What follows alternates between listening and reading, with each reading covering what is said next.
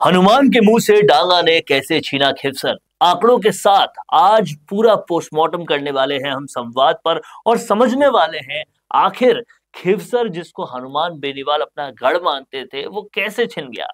संवाद पर आज खिवसर में हवाओं का रुख पलटने वाले डांगा और बेनीवाल के सियासी सपनों को कुचलने वाली क्या स्ट्रैटेजी थी, क्या रणनीति थी, आंकड़ों के साथ पूरी सच्चाई पर बात होगी। इसलिए इस वीडियो को आप आखिर तक जरूर देखिएगा और समझिएगा कि क्या कुछ हुआ खिवसर में, कैसे पासा पलटा है। नमस्कार, मैं हूं चेतना शर्मा आपके साथ और आप देखना शुरू कर चुके हैं हमारे साथ संवाद। वरुण भंसाली जी हैं आज मेरे साथ। 72 गांवों में कांग्रेस तो 47 में दुर्ग सिंह बीजेपी के लिए संजीवनी बने थे।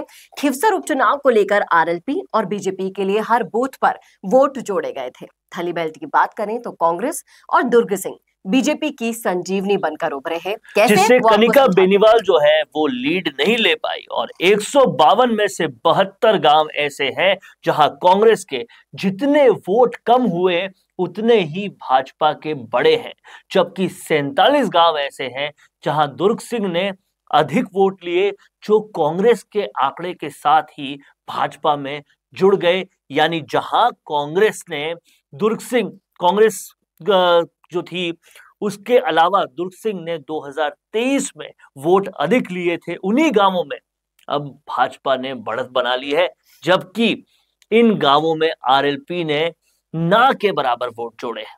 कांग्रेस के वोटों के ध्रुवीकरण की अगर हम बात करें तो बीजेपी की साइड से वो जमकर किया गया है और कांग्रेस प्रत्याशी डॉक्टर रतन चौधरी के पीहर पक्ष की बात करें यानी कि बैदथल कला और बैराथल खुर्द और सिराधना की भी बात करें तो 2023 के मतदाताओं ने बीजेपी और रालोपा की बजाय इस बार कांग्रेस को वोट किया है क्योंकि वो लाजमी भी बनता है। डॉक्टर रतन चौधरी के मूल ससुराल यानी कि गोवा कला की अगर बात करें तो कांग्रेस ने दुर्ग सिंह से 115 वोट छीने हैं, अपनी तरफ लिए हैं। बाकी पूरे 142 गांवों में कांग्रेस का प्रदर्शन बहुत खराब, एकदम ही खराब रहा है, जबकि 5 गांवों में कुछ वोट बढ़े हैं। सबसे खराब प्रदर्शन अगर कांग्रेस का रहा है तो वो रहा है कुचेरा में, जहां 6117 वोट कम हुए। लेकिन ये आरएलपी और बीजेपी दोनों की तरफ गए। इनमें से आपको बता दें कि 2700 से ज्यादा वोट आरएलपी लेकर गई है। और रेवत राम के अगर हम परिवार के राजनीतिक पृष्ठभूमि की बात करते हैं तो ये 1959 से चली आ रही है। इनके पिता बीजाराम 1959 में मुंडियार के सरपंच चुने गए थे, जो कि साल 1988 तक लगातार सरपंच भी रहे हैं और यहीं से इनकी जो राजनीतिक सियासत है वो आगे बढ़ती गई। 1984 में भोजाराम मुंडवा पंचायत समिति के वो उप प्रधान रहे और साल 2005 से लेकर 2015 तक लगातार 2 बार सरपंच चुने गए थे। समझने वाली बात यह है कि इनकी पत्नी गीता देवी डांगा को 4 साल पहले प्रधान बनवाया गया। वहीं पर 2023 के मुख्य चुनाव से ठीक 1 महीने पहले आरएलपी को छोड़कर वो भाजपा में शामिल हो गए रेवतराम डांगा और मुख्य चुनाव में महज 2059 वोटों से वो हारे। लेकिन इसके साथ साथ भाजपा को एक विकल्प भी मिल गया था, जिसको इस बार बहुत अच्छी तरीके से भुनाया भी गया। नागौर से 2005 में सरपंच बन के राजनीति में रेवतराम आए थे और सबसे दिलचस्प बात की अगर हम चर्चा करें तो जो प्रधान के गांव में दुर्ग सिंह के वोट हैं वो भी बीजेपी को मिले हैं। प्रधान सीमा और जगदीश मिडियासर के गांव यानी कि सोननगर और भोजपा में दुर्ग सिंह के 193 में से 183 और 401 में से 294 वोट बीजेपी को पिछले चुनाव से बढ़कर मिले हैं। तो यानी कि रेवतराम डांगा प्लस दुर्ग सिंह इनके लिए संजीवनी बनकर उभरे हैं। अगर आप देखें तो रेवतराम को ननिहाल जो है उनका मलाया, उसमें भी 10 वोटों से हार मिली है। कनिका को हनुमान के ननिहाल यानी कि शीलगांव में 38 वोटों से जीत मिली, लेकिन डांगा ने यहां पिछले चुनाव से 129 वोट की बढ़त बना ली थी। बीजेपी को सबसे बड़ी जीत कहां मिली है वो आपको जानकर हैरानी होगी। जी हाँ, ये जीत मिली है खिवसर शहर में। 3011 मतों से बीजेपी को सबसे बड़ी जीत मिली है। शहर ने 3011 वोट दिए हैं और कुचेरा की बात करें तो 2740 वोट कुचेरा से मिले हैं। देऊ में 1638, हरसोलाब में 1267 वोट मिले हैं। पांचोड़ी की बात करें तो 1244 वोट बीजेपी को गए। कैलू में 937, संखथास में 749 और रोल चांदवाला में 681 मतों से बीजेपी को लीड मिली है। वहीं सबसे छोटी जीत जो है वो शिव में 21 और शिवपुरा में 26 और घना में 27 मतों से हुई है। सबसे बड़ी जो हार है वो खंडेली में हुई 1091 वोटों से, काटिया में 1032 से और नारवा में 980 से। महापुरा में 889, कर्नूल में 870, खंडाला में 863 मतों से सबसे छोटी हार मानी जा रही है। सबसे छोटी अगर बात करें तो ताड़ावास में 3 और इसी के साथ साथ नंदवाड़ी में 27 मतों से हार हुई है। 4 गांवों में आरएलपी को कांग्रेस से फायदा हुआ है और वो गांव है पालड़ी, जोधा, रिया, श्यामदास, कडलू और लालाब जैसे गांव जिसमें कांग्रेस के वोटर्स ने आरएलपी की तरफ रुख किया है।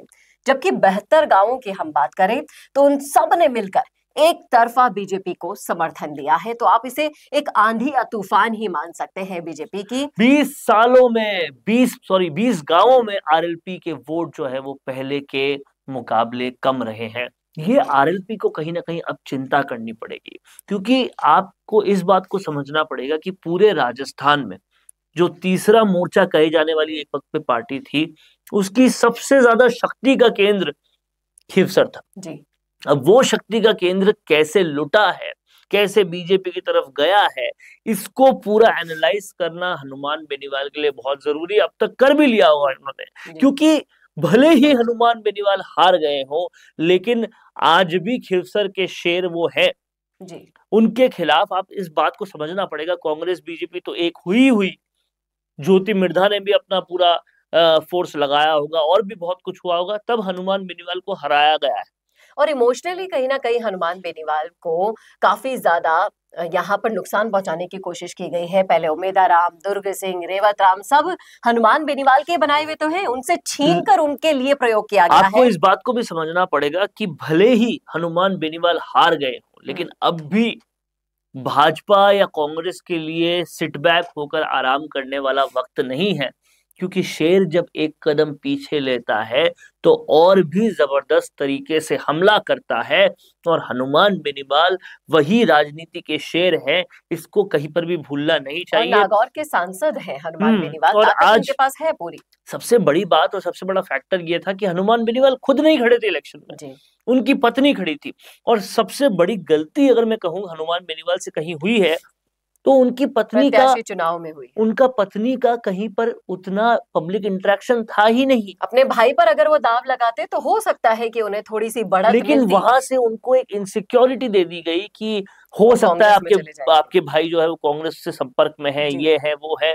और क्योंकि हनुमान बेनीवाल ऑलरेडी उमेदराम बेनीवाल के दंश में थे, रेवत राम नांगा के दंश में थे, वो टूट चुके थे अंदर से, तो वो करते मरता क्या ना करता, इसलिए उन्होंने कनिका बेनीवाल पर दाव खेला। लेकिन ये जो आंकड़े जो हमने बताए हैं ये वाकई में बहुत गंभीर है। हनुमान बेनीवाल को जो शुरुआत करनी है इन सबको ध्यान में रखकर करनी है। और दूसरी बड़ी बात, जब गांव मिल जाते हैं तो वो एकता जो दिखाई देती है वही इसका परिणाम निकल कर दूसरी बड़ी बात, एक फैक्टर जिस पर कोई भी बात नहीं कर रहा, उस फैक्टर पे मैं बात करना चाहता हूँ। वो फैक्टर ये है कि हनुमान बेनीवाल ने जिस तरह से बीजेपी से दुश्मनी मोल ली, अब लोग विधानसभा चुनाव के वक्त ये समझते हैं कि भाई सरकार किसकी है जी, हम उस सरकार के जिस पार्टी की है उसके बाशिंदे को लाएं तो ज्यादा ठीक रहेगा, और अगर नहीं तो कम से कम उसको तो नहीं लाए जो लड़ा हुआ है उस पार्टी से, वो हमारा काम कैसे कराएगा जी। और तो हनुमान बेनीवाल को यहाँ पर दूसरी पार्टियों के साथ डिप्लोमेसी समझना पड़ेगी, हर वक्त लड़ने से काम नहीं होगा। गांव से लेकर सरकारों से लेकर अपने पार्टी के कार्यकर्ताओं तक जो सामंजस्य बिगड़ा है उसे सुधारने की जरूरत हनुमान बेनीवाल को है। वहीं पर कई जगह से रिपोर्ट ये भी है कि रेवत राम डांगा ने बहुत सारे आरएलपी के कार्यकर्ता भी अपनी तरफ किया जी। तो कहीं ना कहीं भीतरघात जो हुआ है और जो छला गया है हनुमान बेनीवाल को इमोशनली भी, वो भी यहाँ पर दिखाई दिया, इसका असर भी दिखाई दिया। अब इन सारे समीकरणों को ठीक कर कर आगे के, देखिए ये हार जीत का मसला तो रहता ही है, कोई ना एक पार्टी जीतेगी तो दूसरा हारेगी भी, ये तो सर्वस्व मतलब सत्य है, इसे तो स्वीकारना ही होगा। मसला ये 4 साल का है, अब 4 साल वापस इलेक्शन होंगे नहीं। अब 4 साल मेहनत में लगाने होंगे, अपने आप को रिबिल्ड करने में लगाने होंगे हनुमान बेनीवाल को। और इन आंकड़ों को, इस वीडियो को आप इतना ज्यादा फैलाइए कि हनुमान बेनीवाल के हर उस सच्चे कार्यकर्ता तक पहुंचे जो जमीन पर उन्हें क्योंकि अब मसला उतना आसान नहीं है। अब आप इस बात को समझिएगा, ये केवल खिरसर की बात नहीं है। हनुमान बेनीवाल पहले तीसरे मोर्चे के अकेले फेस थे जी, और अब कई सारी प्रतियोगिता शुरू हो चुकी है। रविंद्र सिंह भाटी, राजकुमार रोत, बहुत सारे लोग। आने वाले 4 सालों में उनके लिए बहुत सारी मेहनत के साथ साथ मुसीबतें भी आएंगी, और इनका कैसे वो सामंजस्य बिठाएंगे ये देखने वाली बात होगी।